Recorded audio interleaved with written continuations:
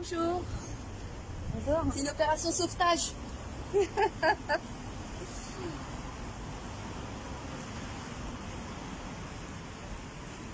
filmes? Ah d'accord. Hop. Alors on est aujourd'hui le Vendredi. Et cette fois-ci on ne se trompe pas de jour. On est le 24. Ni de ministère. Ni de ministère. On est devant le ministère des Solidarités et de la Santé. Voilà, donc on est présent aujourd'hui pour rendre un hommage au docteur Raoult. Donc on est ici pour évoquer un peu la gestion de la crise et les aberrations qui ont été faites par le gouvernement, notamment sur la chloroquine. Et donc voilà, donc aujourd'hui c'est d'expliquer un petit peu comment. Face au ministère. Oui, il ne faut pas que je filme la personne. Voilà, donc ah oui, pardon. Voilà.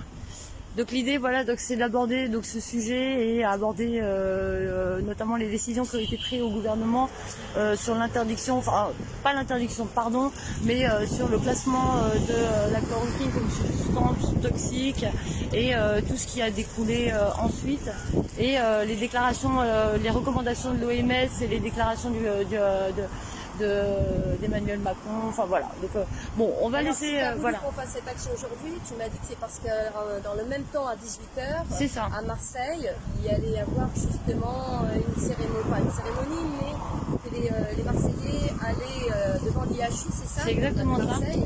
Pour célébrer le professeur Raoult. Hein, c'est ça, hein? Voilà. Okay. Et ben nous, tu as lancé l'idée de faire la même chose ici à Paris, devant le ministère de la Santé. On ne vous filme pas, madame. Faites attention. Voilà. Je vais reprendre ça et puis je vais attendre que tu sortes tes papiers, etc. et que tu nous parles. Alors, je vais quand même filmer ce que tu as marqué sur ton t-shirt. Caroline, elle a toujours des très beaux messages.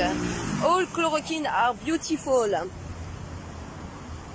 Nous ne céderons rien, ni aux feignants de la finance, ni aux cyniques du Big Pharma. Parce qu'on va en parler du Big Pharma.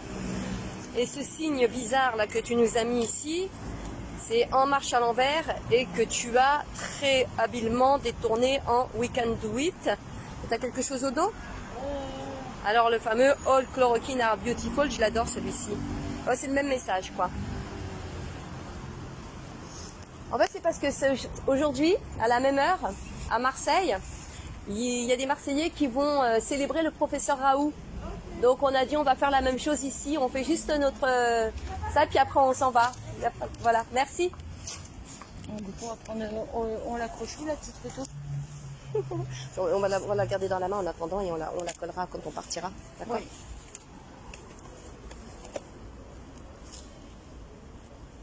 Voilà, donc ministère de la Santé et des Solidarités. Attends, je vais te sortir parce que tu sais, avec moi j'ai plein de papiers sur moi. Et du coup, moi, je vais reprendre en fait donc la parole par rapport donc à Didier, c'est Didier, ouais. Raoult. Oui, professeur Raoult, où notamment il a été très critiqué et magnifique. Donc voilà, on a mis cette petite photo. Donc vous allez voir, on va l'indiquer en mémoire, il n'est pas encore mort. Pour le remercier de son excellent travail et d'avoir sauvé la vie à des millions, voire des milliards de personnes sur Terre grâce à son traitement. Donc merci à vous. Et j'espère que si j'ai le Covid, monsieur Raoult, vous me donnerez un traitement. Merci. Bon, on raccroche pas, on va poser le... Je vais sortir ce que tu m'avais demandé pour imprimer, les documents. C'est très important parce que c'était par rapport à la réintroduction, la réutilisation de l'hydroxychloroquine. C'est la publicité pour le docteur Raoult? Bonjour, non. monsieur. Non, c'est pas de la publicité, monsieur. Ah si, c'est de la publicité. Bon, j'assume de faire de la publicité. Elle n'ose pas, c'est pour ça. Mais non, c'est parce qu'en fait, à Marseille, les Marseillais sont en train de faire une action en l'honneur du professeur Raoult devant l'IHU. Et donc, nous, on s'est dit à Paris, on va faire la même chose. On n'est que deux. On fait ça, puis après, ça ne dure pas longtemps. Voilà, merci. Donc, voilà. Donc voilà, en fait, il y avait une polémique qui disait que le gouvernement avait fait une ordonnance le 10 juillet sur la réautorisation de l'usage de l'hydroxychloroquine à tous les usages en fait. Et il y a eu un démenti il y a 2 jours où ils expliquent que concrètement, non, c'est toujours pas levé. Simplement, en fait, ils permettent aux médecins donc, de donner, de délivrer ces traitements-là, mais à ses risques et périls. Il y a pas de. En fait, l'État veut se dédouaner de cette responsabilité. Voilà, c'est simplement ça l'ordonnance. Mais cela dit, on sait qu'on peut demander aux médecins et si avec ce serment d'Hippocrate, pour lui c'est important, il pourra autoriser l'hydroxychloroquine à qui le demande, je crois. Voilà. Voilà, Donc en fait, ce que tu essaies de nous dire, c'est que le gouvernement met quelque part la pression sur les médecins.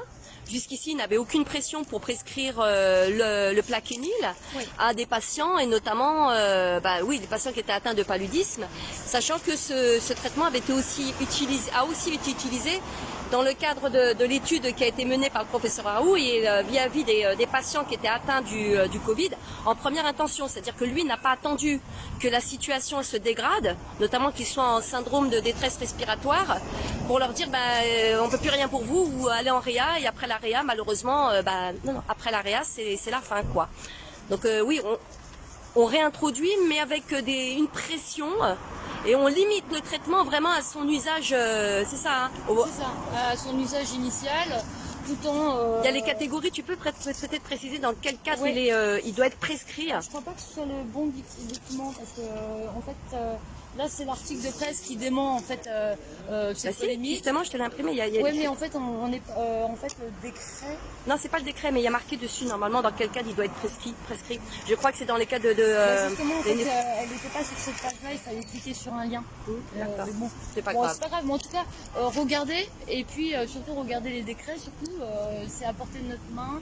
On peut les consulter et suivre les modifications dès qu'elles sont abrogées. Donc voilà, saisissez-vous aussi de ce sujet parce que c'est un décret. C'est important et c'est un sujet de santé publique.